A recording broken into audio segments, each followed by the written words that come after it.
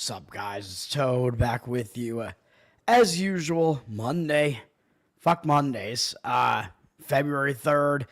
0-2 yesterday. I apologize for the terrible day. I thought they were both good plays. I think there was professional money on both of those plays and thought they were both good spots, good reads on those games, and they just did not happen. St. Peter's not getting the win. Both of these were outright losses as favorites. So, and then Oregon, I don't know what to say about Oregon. If you have a team like that that's the better team and in an advantageous spot like that, and they still just completely shit the bed, they might be an unbettable team from here on out. I don't know what to tell you about that. All right, we got a bunch to discuss here. Let's get into it, I guess. College basketball, I have one play on the college basketball slate today. It's not a very enticing card. We have an ACC game up first on the slate, which is Virginia at Pittsburgh. But Virginia, they're way down this year. But Pittsburgh may not be in the greatest spot. Pitt, they'd beaten UNC, and I mentioned this on Saturday, that after beating North Carolina, I thought Pitt was going to be in kind of a letdown spot, having to go to Wake. They didn't do well against Wake. They lost, which I think Pitt was a favorite in this game. Is that right? No, Wake was actually the favorite. So Pitt actually covered still in this game, or they covered like the closing number at least. Wake actually covered some of the earlier numbers, it looks like.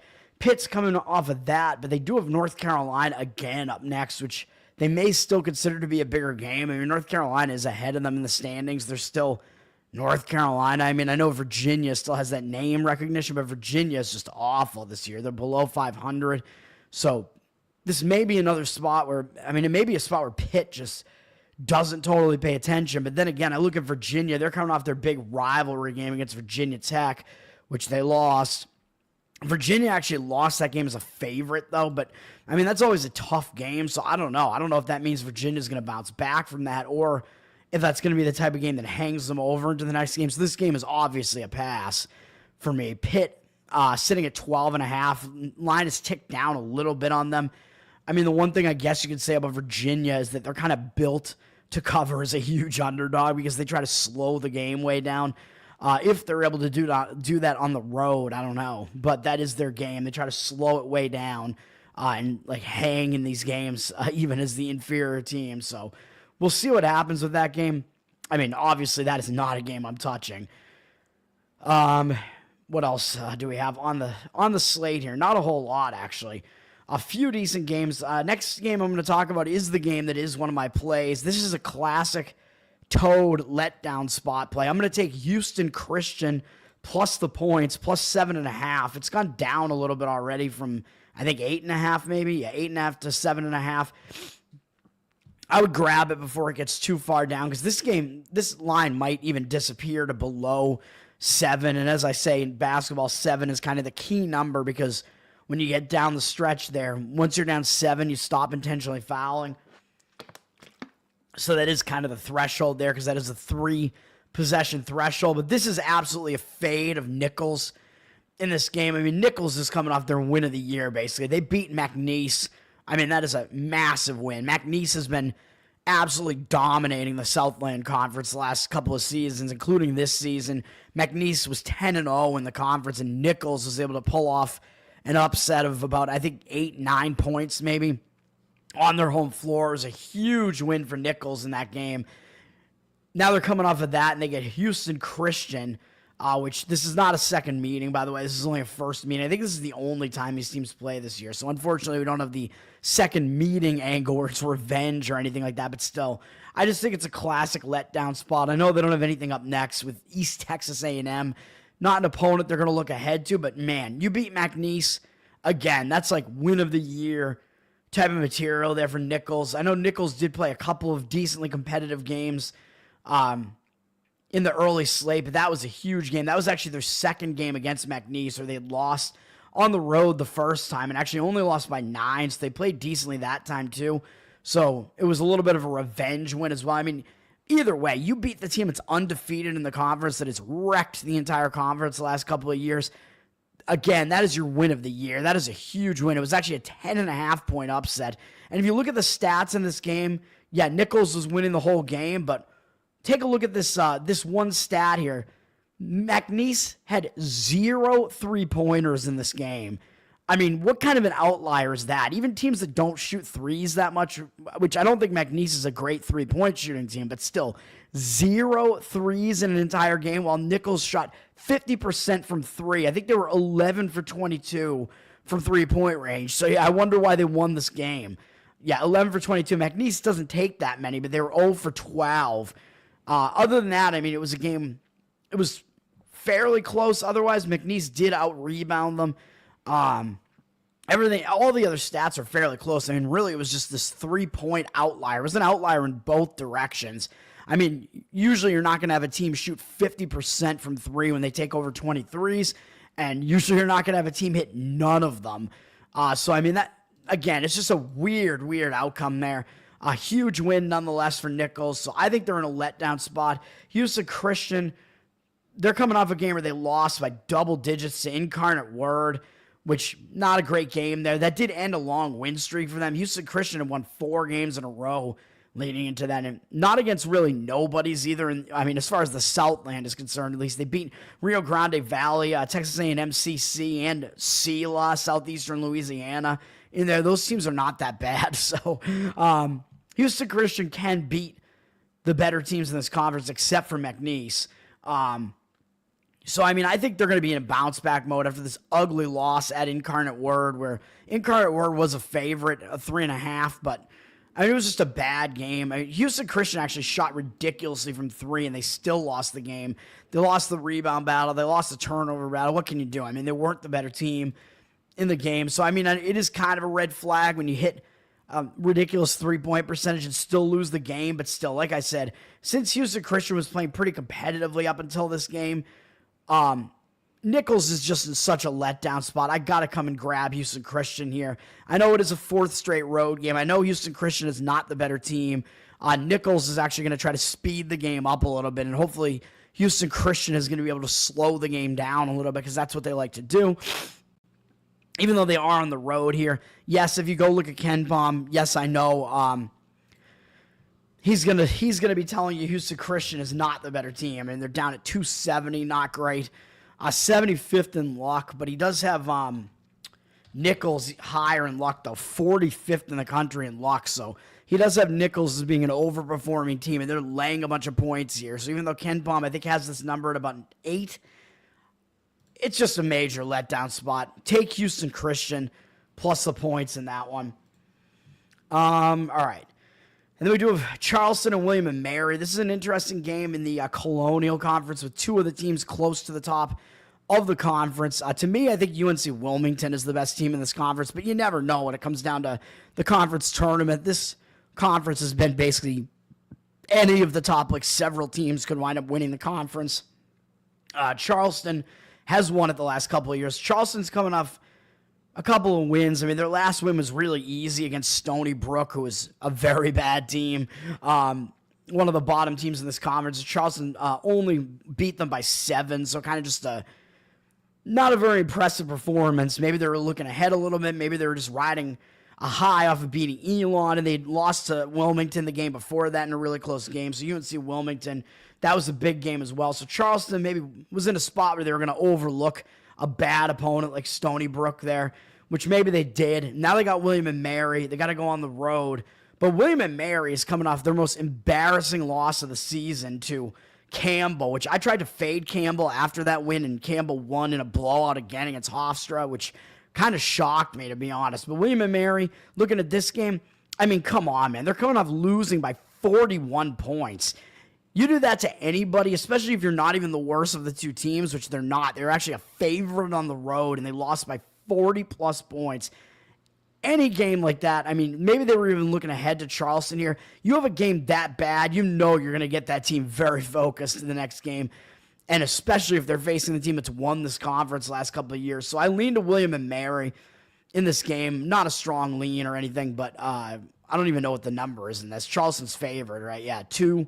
They're favored by 2. We'll see what happens in this game, but that is, it's an interesting one. And then, of course, we have the big game here, which is Iowa State at Kansas. Number 3, number 11. This is a revenge game because Iowa State beat Kansas in Iowa State not that long ago, which people probably remember because that was a hyped game and Iowa State was able to win. They were the better team. They were the favorite. They were at home. But I'm not so sure that Iowa State doesn't do it again here, even though I know this is a revenge spot for Kansas, but Iowa State is still the better team. I mean, you look at KenPom, both teams are in the top 10 in KenPom, and he has both teams very good defensively, 5th and 6th in the country. He's got Iowa State better offensively. Both teams playing a decent tempo on the faster side, and both teams similar in luck. Both teams have faced strong schedules. I mean, he has both teams pretty close. So not a whole lot to take away from that, but Iowa State's just coming off a pretty ugly loss, but I think that was kind of a sandwich spot. I almost grabbed the points with Kansas State in that one. I did not expect Kansas State to win the game by almost 20 points on the road in Ames, Iowa, but Iowa State was coming off losing a second straight road game to Arizona, which Arizona's a good opponent. I mean, that was a difficult game for them, I think. Also in an unfamiliar environment there. I took Arizona, and remember, that was a game that went into overtime. Caleb Love hit a half-court shot to even send it into overtime, so I got a little bit lucky in that one, but Arizona wound up with the win. That was a tough game in overtime, so Iowa State was coming off that game, and they had this game against Kansas up next, so I think they just completely got caught in the middle there in a sandwich spot against Kansas State. I probably should have played it, but man, that wound up being a very ugly loss. So you've got to think that Iowa State's probably going to be focused. I think they were already focused on this game against Kansas when they went into that game. So even though they beat Kansas once, I think they want the season sweep here, man. I think they were looking ahead to this game. Both teams are going to show up in this game. Kansas, they're coming off a loss as well, but this is a loss that I think is harder to bounce back from. I mean, this is against a bigger opponent, Baylor. I mean, we know Baylor, even though they're not ranked right now, they've been one of the better teams in this conference for basically forever. Baylor's pretty likely to make the tournament again this year. They're definitely not a bad team. Baylor is actually favored in this game because they were at home. So oddsmakers telling you Baylor not that much worse than Kansas. Kansas in this game, though, they had this game. They were winning this game by double digits, by 20 points or so in this game for a bit. They were just wrecking Baylor in this game, and then Baylor made a massive comeback late in the game. And this is something that Baylor, I don't even think usually is equipped to do because they play slow games. So I don't even know how Baylor did this. But Kansas had the game completely in hand, and maybe they started looking ahead to Iowa State. I don't know, but they wound up losing the game to Baylor. I, again, think this is a tougher game to bounce back from. I think Iowa State's in the more embarrassed mood here, so I actually slightly lean to grabbing the points with Iowa State here, and of course, KenPom has them as the better team, not by much, but of course the odds makers also have them as the better team, as Kansas is not getting a full home court here. They're up from 2 to 2.5 with juice, so money is coming in on Kansas in the revenge spot. 67% of the tickets and 84% of the cash, but again, I'm not quite so sure that I agree with that move in that one. I think Iowa State coming off a way more embarrassing performance. Kansas coming off a much bigger effort game and a much harder game to get back up off the mat after that happens. So I actually lean to Iowa State slightly in that game. Obviously not a play for me. North Texas UAB is going to be an interesting one between two of the better teams in the American. North Texas is coming off an ugly loss at home to UTSA as 14.5-point favorites. So North Texas probably was looking ahead to this game against UAB. Even though they did already beat UAB at home, they only beat them by 3. So I don't really think this is a game where they're going to overlook UAB. I think they're actually looking ahead to them and got caught losing that game in very ugly fashion. UAB, they're kind of on a roll right now. They just beat Charlotte, though. Charlotte's not very good, but UAB has been rolling. The only game they lost recently was to Memphis, and actually the only conference games they've lost, I think, were North Texas and Memphis. So they've only lost to the two top teams in the conference, but of course they are playing one of those top teams in the conference. Again, North Texas is in the more embarrassed spot. The line is flipped from UAB being a 1-point dog to a 1-point favorite with juice, and one way of looking at it would be, well, North Texas has the better record, so you're getting points with North Texas, so it almost looks too easy to take North Texas. But in this spot, because their game that they just played was so ugly, similar to Iowa State, I would kind of lean to North Texas a little bit in this one. Just because they are the better of the two teams still in there, I think in a better focus spot just because they came off such a bad loss where they're probably looking ahead to this. So that's how I look at that game. And then you do have Northern Colorado against Idaho State in the Big Sky later tonight. Northern Colorado just beat Northern Arizona, and they do have Montana up next, which is going to be a big game. They did already beat Idaho State once, but they only beat them by 1 at home as 8.5-point favorites in overtime. So because Idaho State gave them a scare, that might be one reason why Northern Colorado might actually still show up in this game, because they might remember that and they almost lost to them. But then again, they might also be looking ahead to Montana, who's right behind them in the conference. Those two teams have the 2 top conference records by a pretty decent margin right now, so they may look ahead as well. So I don't know how to read this game. I mean, the way that I read this game is I'm not going to play it. And Idaho State's coming off a big win themselves against Idaho. I mean, that's a rivalry, excuse me. That's a big in-state rivalry game there, so I don't know how I want to read that game, but I mean, again, I'm going to stay away. Northern Colorado's ticked up a little bit from 1.5 to 1.5 with juice. I don't really disagree with that move. I do think Northern Colorado might be focused just because they almost lost to this team the first time they played them, so that's kind of the way that I look at that game. All right, let's move on to NHL. There is only one game, and I'm actually going to play it, and I should probably kill myself if it doesn't work out, because I'm going to play Nashville. I have it listed at minus 118, but it's actually down to minus 110. The line is dropping on them, but I think this is a bad spot for Ottawa, so I'm going to just jump in and try to get this done here. I know Nashville has beaten me a couple of times. And by the way, that loss that shouldn't have happened, my hockey has gone cold recently, but I've been doing well on the season. But that one loss that I had not that long ago on Utah, blowing a 2-0 lead against Columbus. By the way, Columbus was in a back-to-back. In that one, the back end of a back-to-back. That was a part of the handicap there. One thing I didn't mention was that Columbus was 0-7 in the back end of back-to-backs this season, and they actually wound up winning that game. So just another factor that was going my way in that game, and the game did not go my way in the end. Just terrible. That game I should not have lost. But yes, I'm going to be on Nashville here, even though they're down from minus 120 to minus 110. Ottawa is public, 85% of tickets. So it looks like 99% of the cash. It looks like the line is moving towards Ottawa. I mean, I don't really know why. I mean, as I've been saying, I do think Nashville has enough talent to justify the lines that have been being put out on them, as the odds makers continue to tell you they're not as bad as they look, but they keep losing games. But in this case, I mean, this is the only hockey game on the board, by the way, so I don't feel like I'm forced to play it. I legitimately feel like this is a decent spot. I mean, yes, I know I'm stepping in front of this train where Ottawa's won 4 games in a row, but look at this run they've been on. They beat Toronto. That's a huge win. They beat Utah in what was basically a sandwich spot and still won. Basically with their backup goalie in that too, Merrill Lane, and with Forsberg has kind of been their, I think they're starting goalie, but I don't know really, because they've kind of alternated between the two. Then they beat Washington in overtime, another huge win.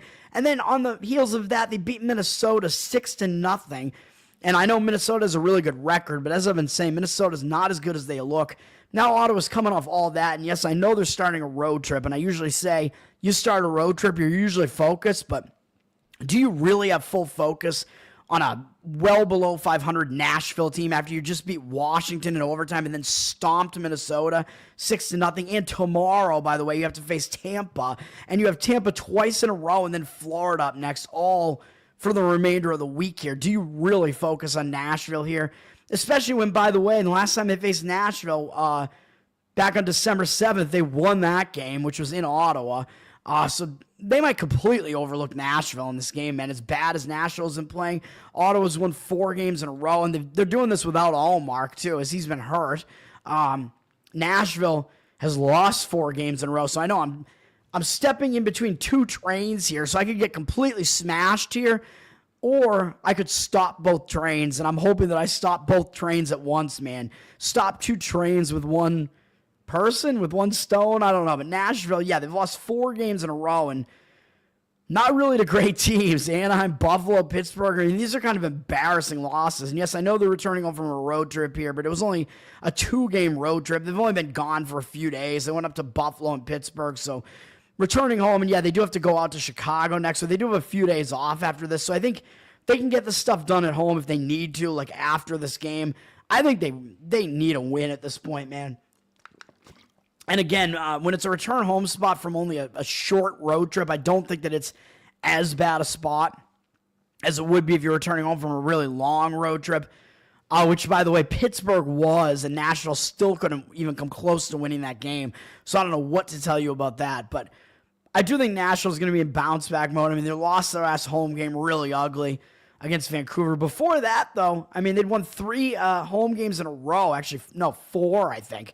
So they weren't playing that badly in this venue prior to that. So they've won 4 of the last 5 home games. So, I mean, I don't think it's that bad to be playing Nashville here. I mean, obviously, I think it's good enough that I'm going to do it.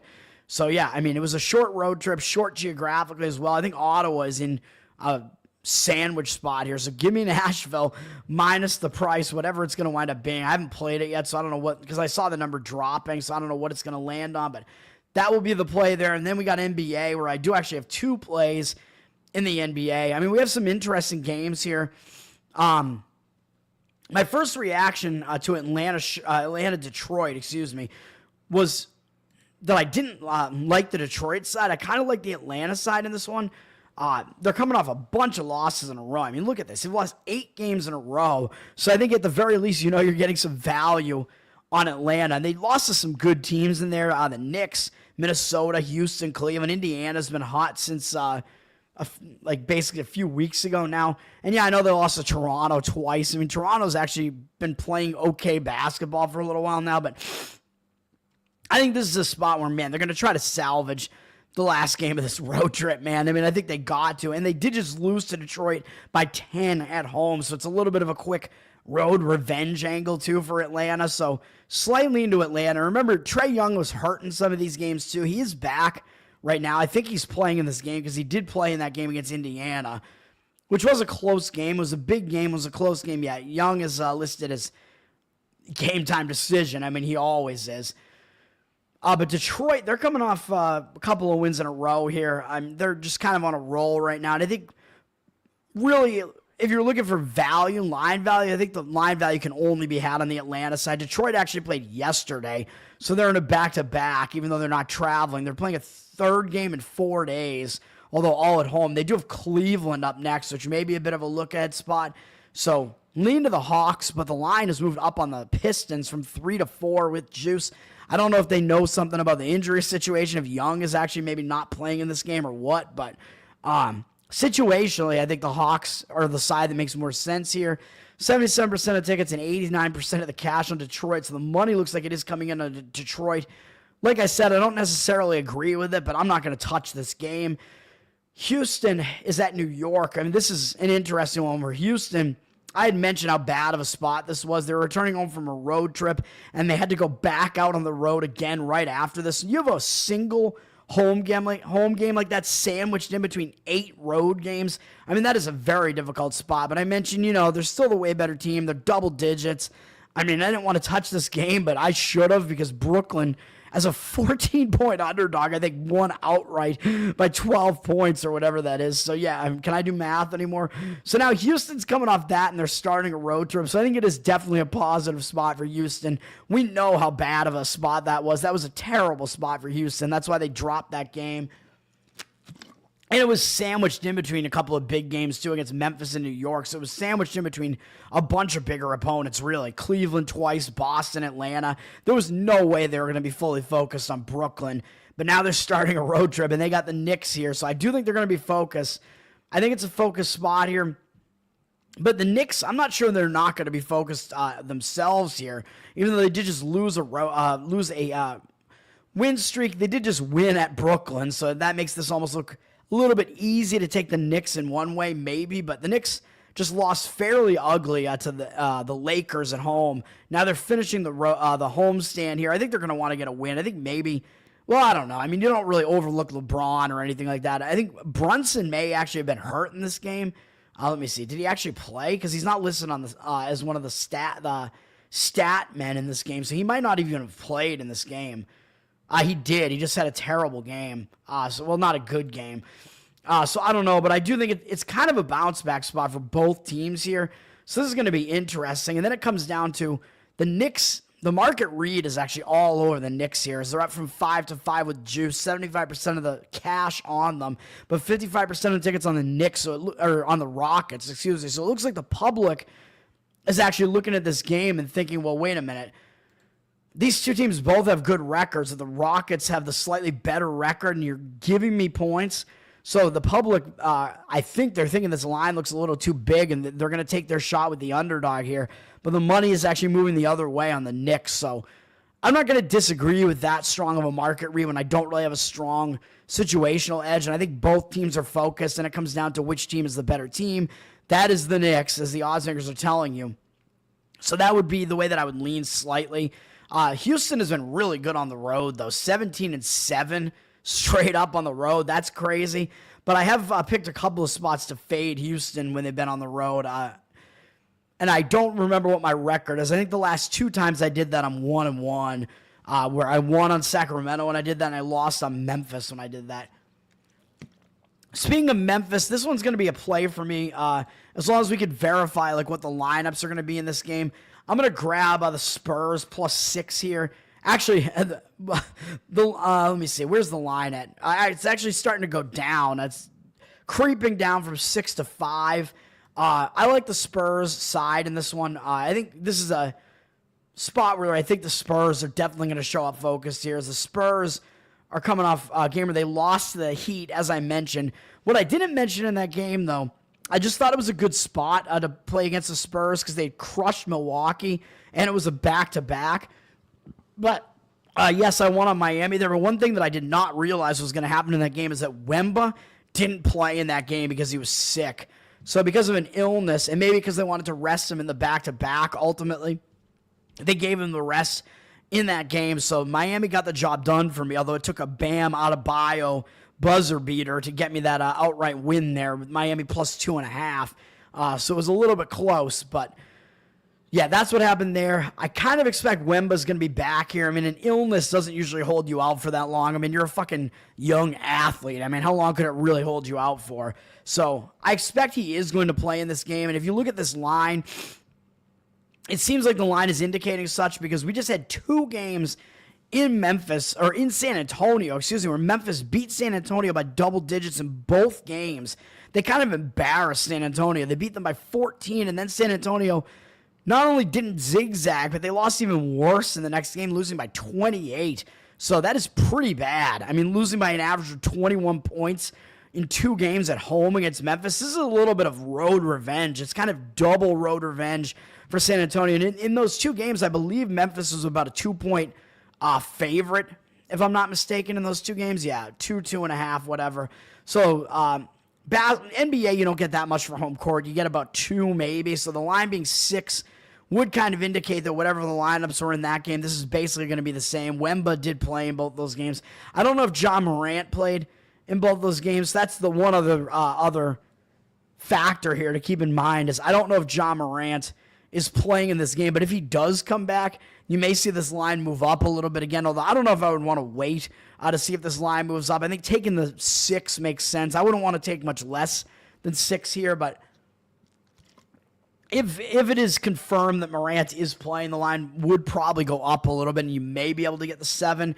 I don't know if he's going to play. He missed the last game. I don't know if he played the game before that, but if Morant does play, I think that's going to jar Memphis's lineup again, man. I mean, Memphis is used to playing without him because he's missed so much time over the last few years due to, I don't know, being in jail and being hurt and whatever, so I don't even know. But I think if he gets reinserted into the lineup, it's going to kind of mess with Memphis's chemistry. So I don't mind that if Morant does come back in this game. Memphis, the fact that they didn't have him in their last game, I think should have helped my bet on Memphis, even though they still didn't win the game against that really good Houston team. But in this spot, again, I like San Antonio. They're coming off the loss. Memphis, I think, is in a pretty bad spot here situationally. As they did play that game against Houston, they got away with the win there. They've been rolling. They've won a bunch of games in a row. But again, 2 of them were against this San Antonio team, which I think puts San Antonio in a pretty big revenge spot. And I think it might make Memphis not totally pay attention to San Antonio here. Memphis did beat Minnesota, and then they beat Charlotte and New Orleans. I mean, New Orleans can't really get right. Utah's been awful. They got crushed by the Knicks, and then, yeah, they turned it around. Now in their last 2 games, they beat Houston, and then they beat Milwaukee.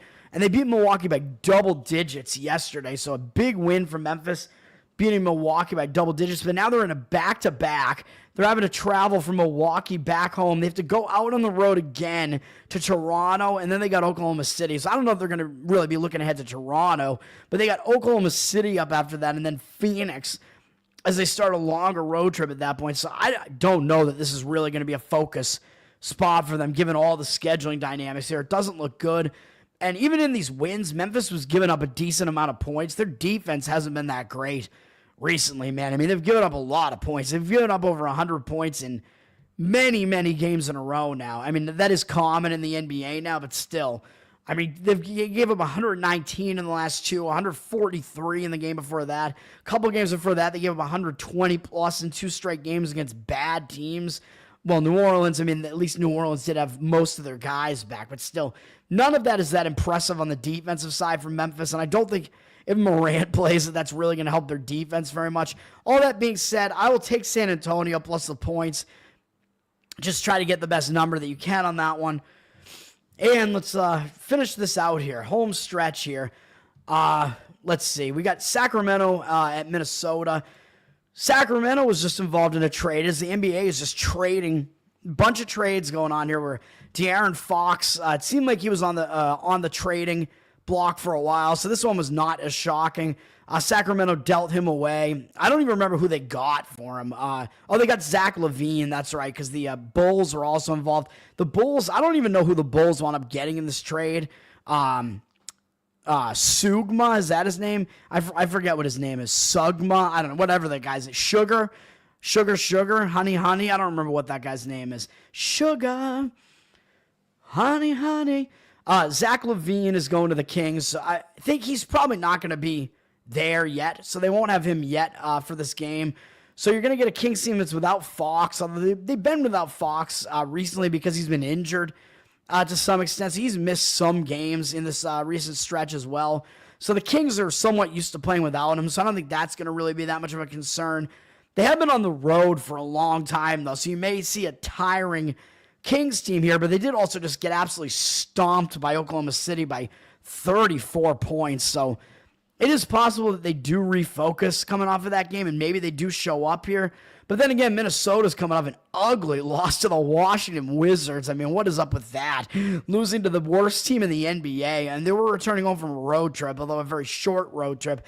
They were playing a third game in 4 days, all in different cities, and maybe they just completely overlooked Washington. I don't know what happened there, but I think both teams are kind of in focus spots here, but Sacramento may be tiring out towards the end of the road trips. This is a tough read. I guess slight lean to the T-Wolves in this game, but not by much. If the Kings are trying to throw Zach LaVine into their starting lineup, I might agree with the T-Wolves a little bit more, because whenever you add a new star player like that to your lineup, that team doesn't tend to gel right away. You have to get used to playing with that guy. He has to get used to playing with you. It takes a little time to gain that chemistry.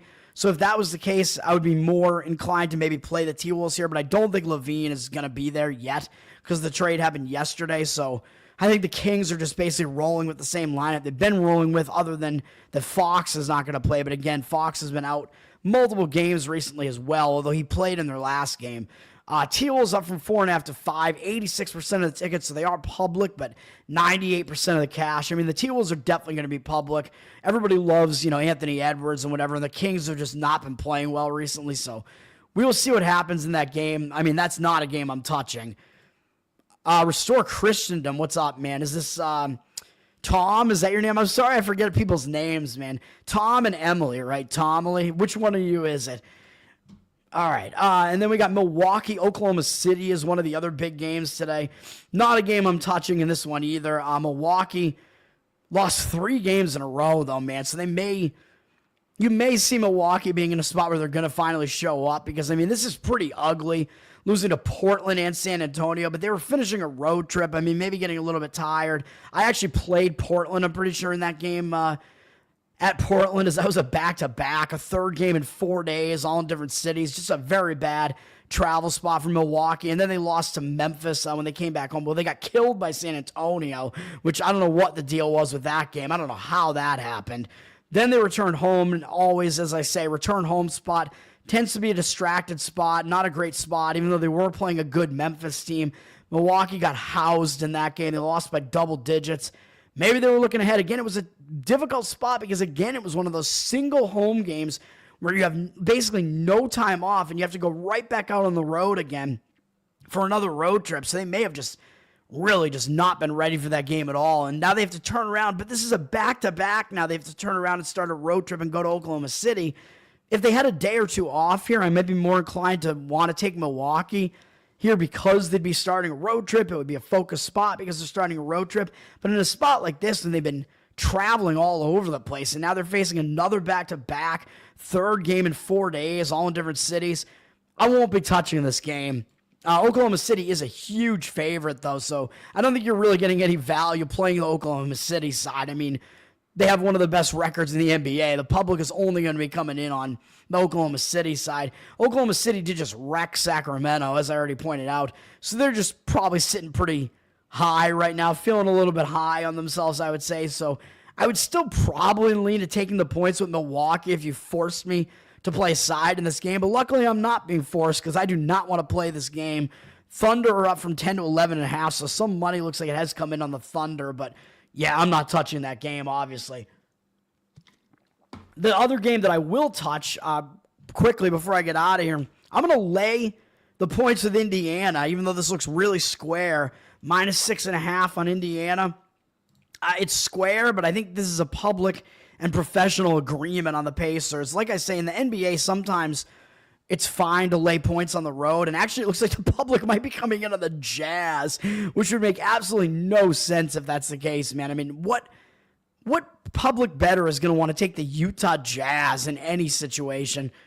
I don't know, so I don't know if that's accurate, but they look like they have 57% of tickets and only 51% of the cash. The line is moving up on the Pacers from 6 through the 6.5 with juice, so I think it does look like the market indicators are on Indiana. And I like the side. I think you're getting the better team in a focused spot here, so that's what I like. Yeah, Indiana's coming off a win over Atlanta, sure. I mean, that's a fine win. They've won 3 games in a row. They came back from Paris, actually, and they won 2 games at home. Now they're going out on the road, and I usually say you start a road trip, it tends to be a focused spot. You want to get the road trip off on the right foot. They don't really have any bigger game up next with Portland, so it's not really going to be a look ahead or anything like that. I just think they're going to be focused on this game to try to get the road trip off on the right foot. And then you got this Utah team. Is it time for a Utah sucks chant again here? This time in the right sport after I was just angry and calling out the Utah Hockey Club the last time I was doing it for blowing that game for me that they shouldn't have blown. Well, yeah, but the Jazz definitely suck. I mean, they lost, 8 games in a row, although granted, many of these were good teams, but still, they lost 8 games in a row. And now they're coming off a game where they crushed Orlando. Crushed, but I guess not crushed, but beat them by 14 points. Still, that's a pretty nice looking win there. They might be feeling a little bit high on themselves, and they do have Golden State up next, which they might consider to be a little bit of a bigger game than Indiana, even though Indiana's turned it on recently. I mean, I don't know. I don't know if they're going to necessarily overlook Indiana, but I think you're getting Indiana as the better team in a focus spot here, and Utah's coming off just a crazy win that I think is kind of an outlier. I don't really think that's going to be like a new momentum starter for Utah or anything like that. This Utah team is not good. Unless they're going to be able to try to slow Indiana down, which I don't know if they're really going to be able to do. They have done that in some of these games recently. They've gotten into some lower scoring, ugly games, but I don't know that Utah really just has the talent to even really get that necessarily get that done in a spot like this. And that Orlando win was pretty big, given that Orlando did have Banchero and Wagner both playing in that game, although Suggs was still out. But still, Utah was able to beat that Orlando team with most of their stars by double digits. That Orlando team has just been really struggling recently, man. They've plummeted to below 500 again.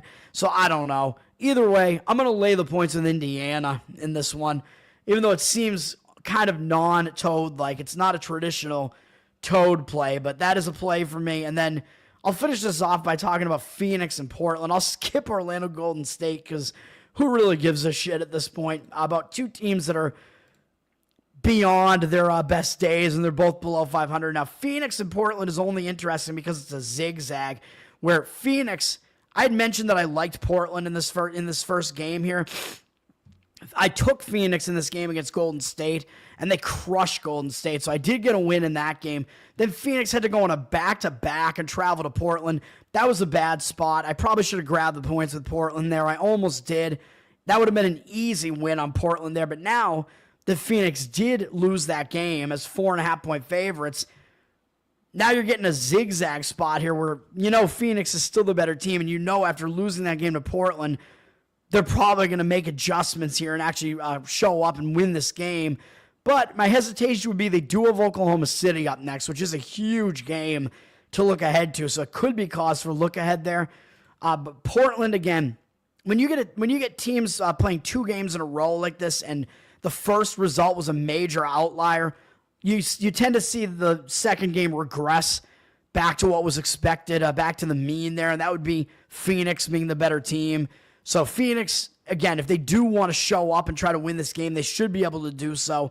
They should be the team that's able to make the adjustments. If you're Portland, you just had a nice win. You just won that game. It's like, what do you change? You have nothing to change. Portland has actually been playing pretty good basketball, though. Surprisingly, they've won 7 out of their last 8 games, although they haven't beaten that many good teams in there. They actually crushed Orlando twice, so maybe there's just some matchup issue with Orlando there, but I don't know what the deal is there. And Ayton actually, I think, missed a couple of games too, and then he came back.